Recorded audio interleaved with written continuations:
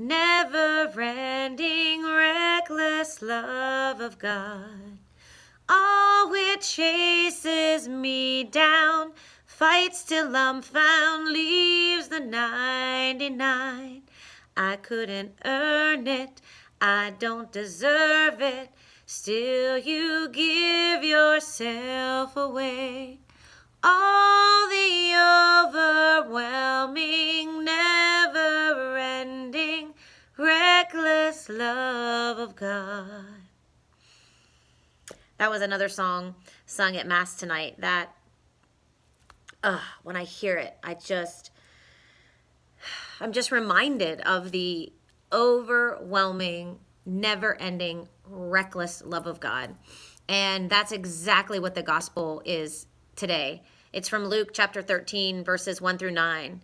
And there's a parable that Jesus tells about a fig tree. And he talks about a fig tree who year after year isn't bearing any fruit. And the guy who owns this fig tree says, I've waited, no fruit, time to cut it down. And the gardener says, no, be patient, give it time. Give it at least another year. Come back next year. If it still doesn't have any fruit, we'll think about it, but just give it some time. And that's exactly what God does with us. Year after year, he waits, and he sees that we just need a little time. That life can distract us from him. And the beauty of his love for us is he is never, ever going to give up on us. We push him so far away.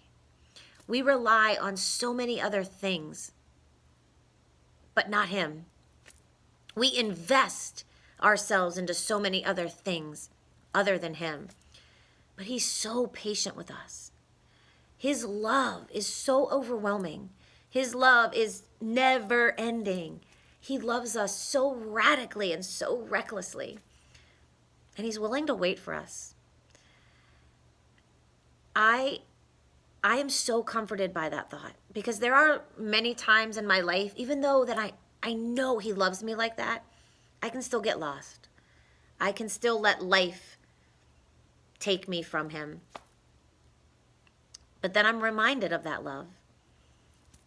I don't deserve it. I haven't done anything to earn it, but he still gives it to me freely. And I would be a fool if I didn't accept that love. And that's my challenge to you, is to just realize that, he's only as far away as we push him. And he's just waiting for us to allow him to love us the way in which he wants, recklessly. We are that fig tree, and he wants us to bear fruit. He wants us to live for him and go out and be the hands and feet of him. But he's also willing to wait for us, because he knows